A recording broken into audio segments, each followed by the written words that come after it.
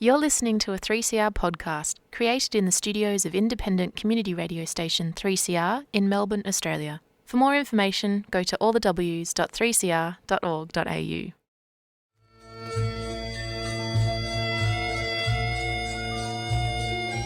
Sabah al khair, good morning.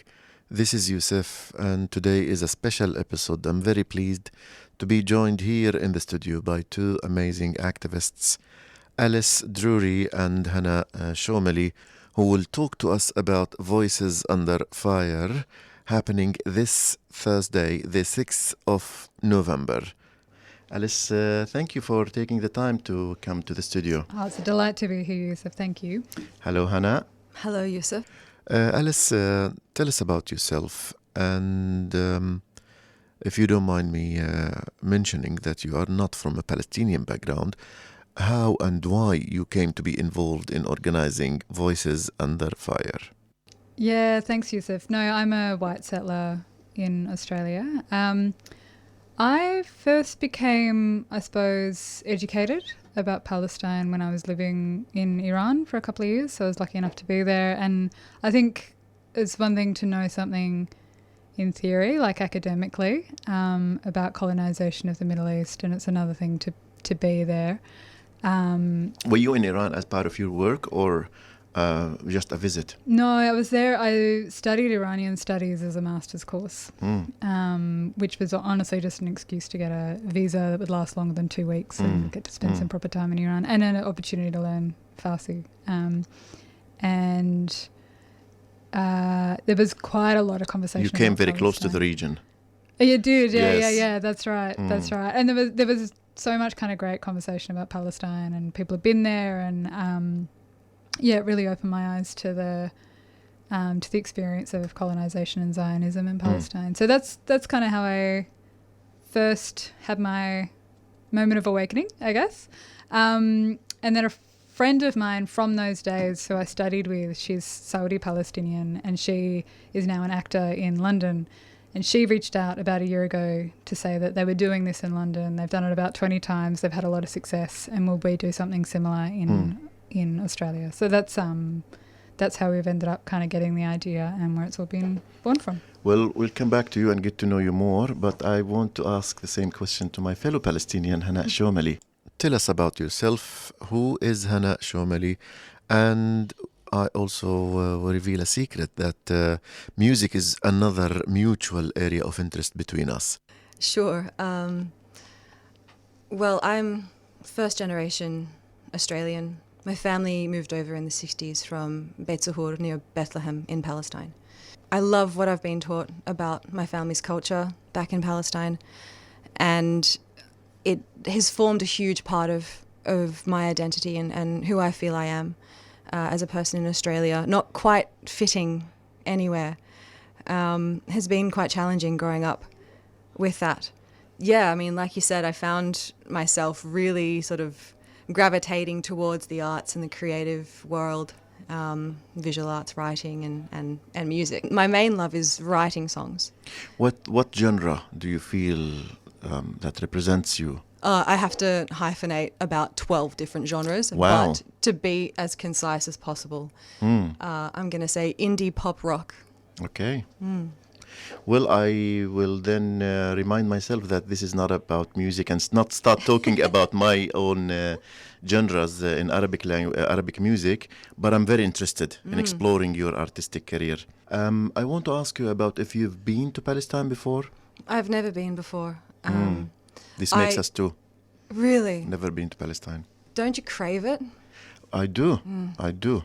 Maybe one day we can go together. Oh, let's hang out with the Shomali family. Yes, yes. I got some cool relatives over there. So how did it feel growing in diaspora? Well, like I said before, it feels like not really belonging, or where you feel you might belong, you've never been, so it doesn't feel as real as it should, right? When people talk about their home and belonging, it feels like a bit of a dream. But it's so strange. It's something that I feel within my body and my mind. It's like it's in my blood. And the Shomali family, in Australia we say Shomali, but the Shomali family it's a long line, and I say they've been there, we've been there for such a long time. Yeah. I guess it makes sense that I feel a pull towards the area. And one of my dreams is to go back and pick olives with my family, hang out with my cousin Almer, who's a really cool musician. Good. We're looking forward to getting to knowing him, hopefully, maybe at least online. So, Alice, I want to come back to the event. Now, the event is a bit of a special event. So, in the last 2 years, we have been invited or participated in organizing in tens of events for Palestine, which is amazing. But a few of them do stand out in terms of their creativity. This is one of them.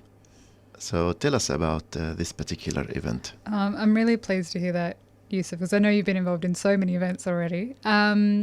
So this event is special because it is centred around sharing the words, the art and the testimony of particularly people in Gaza, but Palestinians and people in the Palestinian diaspora. And some of it is, it includes poetry, it includes prose. Much of it is quite hard-hitting testimony of what people have been going through on the ground over the last 2 years. And we're sharing that testimony. We've asked 6 people who are very highly respected from the pro-Palestine movement, yourself included, Yousef and Hannah. And it's an opportunity to bear witness to the experience of genocide by honouring and respecting and listening to the words that have been generously shared by Palestinians. Hannah, is it heavy to read the voices or to echo the voices of people who are not in the room, and also those who wrote about the diaries of genocide? Is it heavy on you to give them the voice? And how do you deal with the heaviness of that? Yes, it's heavy, and it should be. It's a weight that is worth bearing. The words have been written to be read and shared, and these people have written them to be remembered.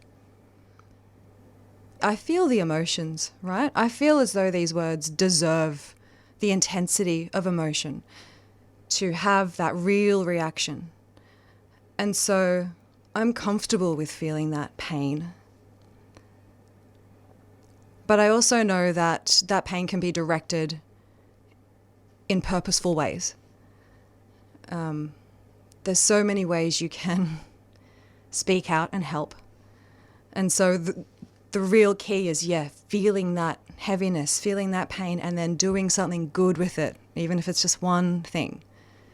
I really like the notion that something is better than nothing.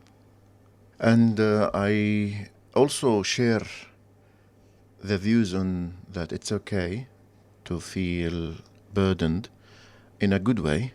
We're not burdened in a negative way. It's not like we have to do it. We choose. Absolutely. But it's okay to feel the pain. And it's just the difficulty of representing the absent.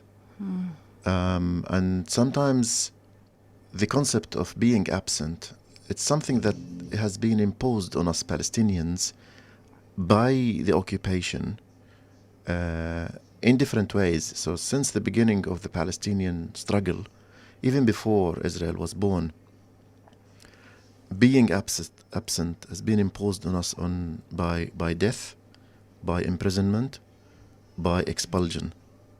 And we talk about it, so we represent the absent. And that is not a very easy, or it's not easy at all. But knowing that it's not easy is part of the acknowledgement of the difficulty.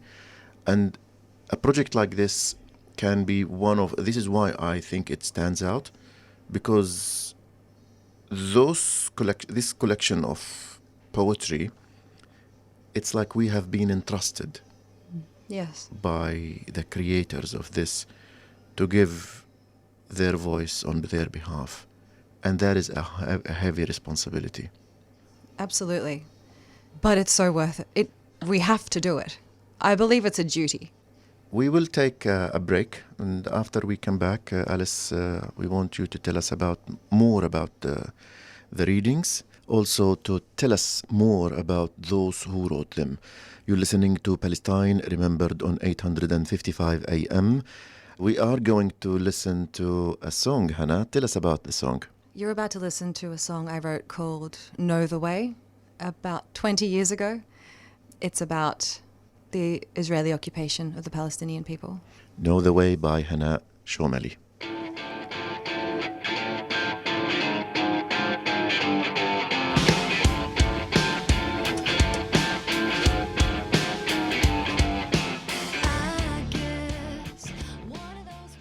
Hi, this is Rafif Ziada, and you're listening to 3CR, Pro-Palestinian, Happily Proud Radio.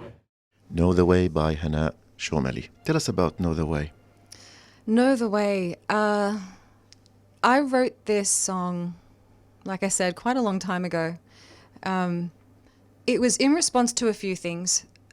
First of all, trying to figure out where to put the rage and the sorrow that I felt about what was happening to the Palestinians.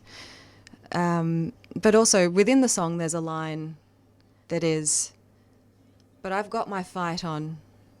The fruit that I'm holding, I just need to let go." And the fruit in that line is a tomato. I remember my mum telling me a story about a news article she read where Palestinians were referred to as tomato terrorists. She told me the story described Palestinians who, armed with nothing but tomatoes, would throw them at oncoming tanks or soldiers or invaders. I was really compelled by that, compelled enough to turn it into a song. Alice, I want to ask you about the event.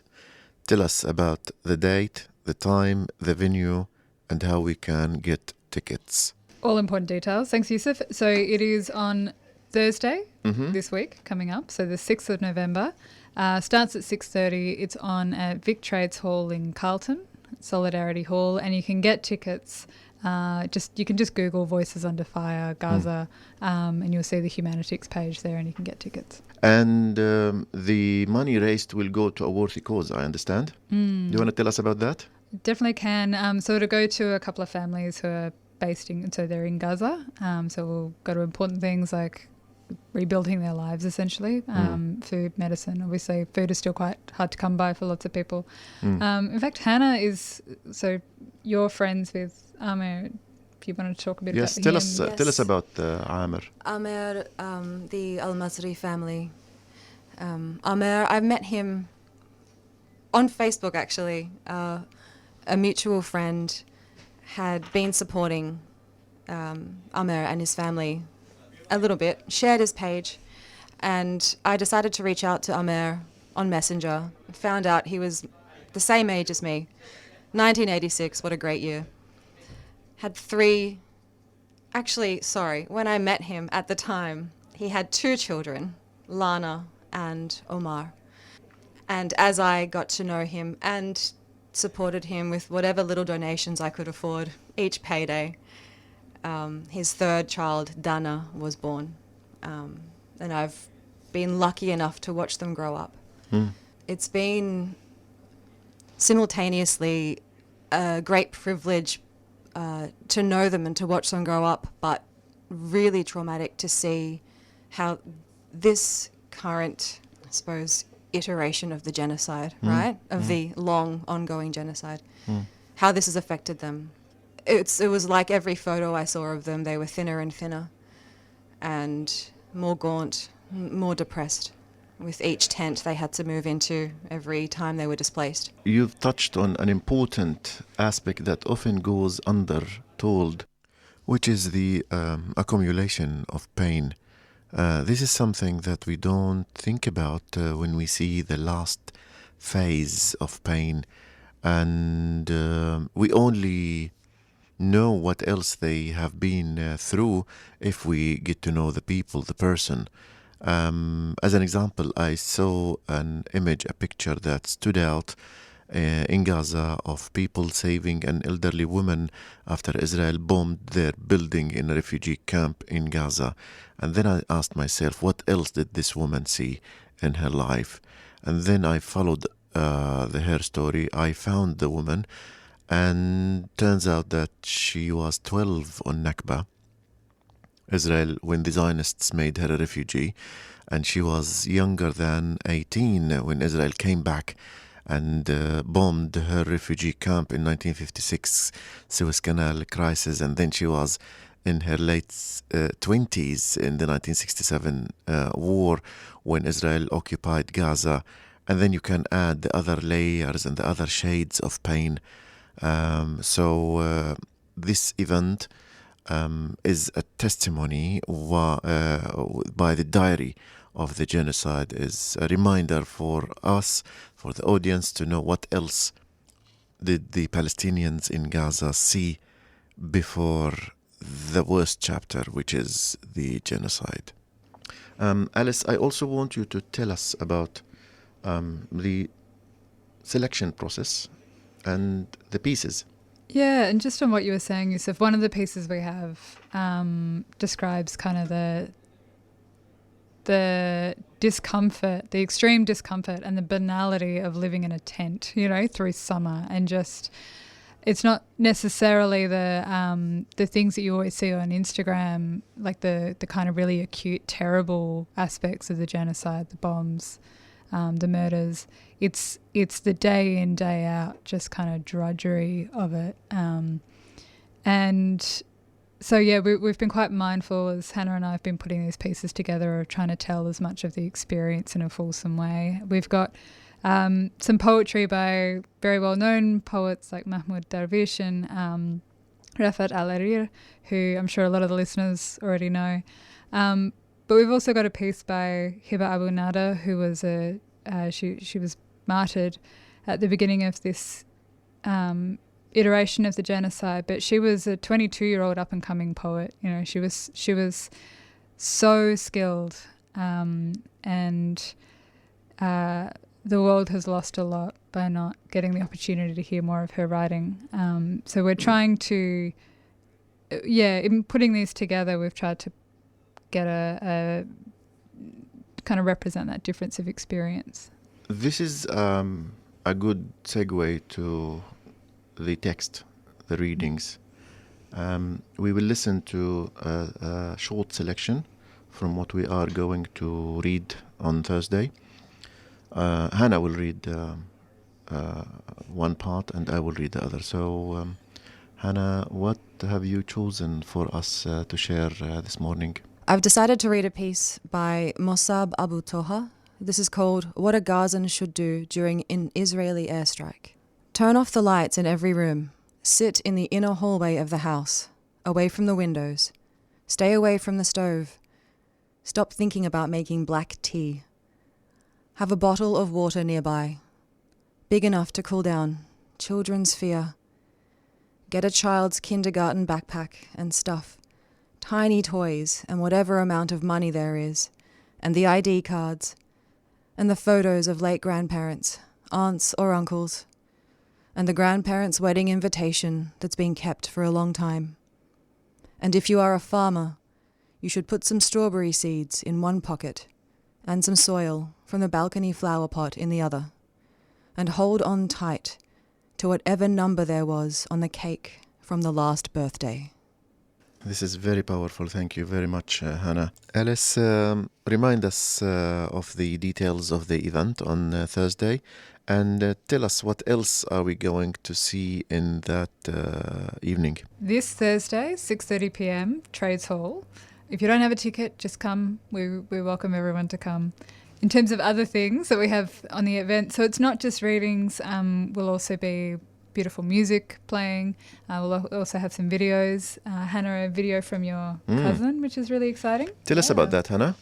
My cousin Amir in Bethlehem took his camera, went to the markets and just took some footage. There's some really beautiful footage there. It'll be paired with some musical pieces. That's amazing. Alice, I want to ask you, as a non-Palestinian who's involved in the Palestinian solidarity, how do you deal with questions like, what is it to you? Why do you single out a particular cause when the world is filled with other causes, like you have Africa and South America and Congo and Myanmar? Why Palestine, and why should we single out and bring to Australia this cause? How do you respond to the question, why Palestine? There's so much going on in the world. There is a lot of pain. There are a lot of awful things and a lot of violence going on. But there is something about Palestine that speaks to this moment. There is something about our government's support for the Israeli regime that I think means that it is imperative that we speak out about Palestine, that we do all we can about Palestine, because we bear responsibility for it. Mm-hmm. It is a direct part of our colonial legacy as a British colony here in Australia. I think it's also one of the worst examples of the very worst of colonisation. Hannah, I want the closing remarks for this interview to be yours. You have the mic. You can make any statement, any reflection you want. The mic is yours. There's so many people that I've had conversations with who are so overwhelmed with everything they're seeing on the news or on their feed as they scroll through quickly. And I understand the overwhelm. It is overwhelming. And they feel not only powerless but helpless. And there are a lot of people like that in my life. And I want to say to those people, come to this event. Mm. If you don't know what to do something. Come to this. Hear the words that were written to be heard and felt and resonated with. I really look forward to sharing the stage with you on Thursday for a memorable event. Thank you, Alice and Hannah. Yousef, thank you so much. It's our honour. Thanks, Yousef. Alice Drury and Hannah Shomali, co-organizers of Voices Under Fire, readings of poetry and voices from Gaza, this Thursday, the 6th of November, a very worthy and meaningful event not to be missed. We've come to the end of this week's episode of Palestine Remembered. Thank you for joining me and my guests. And until we meet next time, this is Yousef Alreemawi wishing you the best of time. I'll leave you with a reading from Hiba Abu Nada, 11 October 2023. Gaza did everything she could to confront this oppression. She surpassed imagination, rose above the limits of the possible and the impossible, smashed all the statues and prohibitions, invented a steadfastness that will be taught in history, ascribed to Gaza. And when the lies are shed, the politicians and their hypocrisy fall away, Gaza will remain an incomprehensible, impossible legend, a world record that cities, civilizations, armies might only attain in an era of prophets and miracles. We have done what we must to reclaim our rights, to fight, to endure on behalf of the nation and all of the oppressed in this world. There is nothing to regret or grieve before God and before ourselves. We are people with a rightful claim. Our duty in this covenant was to endure and to strive. Everything else is left to God. In Him we have faith. In Him we trust. If we perish, It is a badge of honor, and if we survive, let us tell the tale and bring our story before the eyes of the entire world. Between the two, we have our rituals, tears, patience, sadness, remembrance, hope and despair. And if we die, to speak on our behalf, there were people here who dreamt of travel and love and life and other things. We are under the plains, and God is higher than they are, and higher than they are. You've been listening to a 3CR podcast. If you found it valuable, please consider donating or subscribing to support independent community radio. To find out more, go to 3cr.org.au.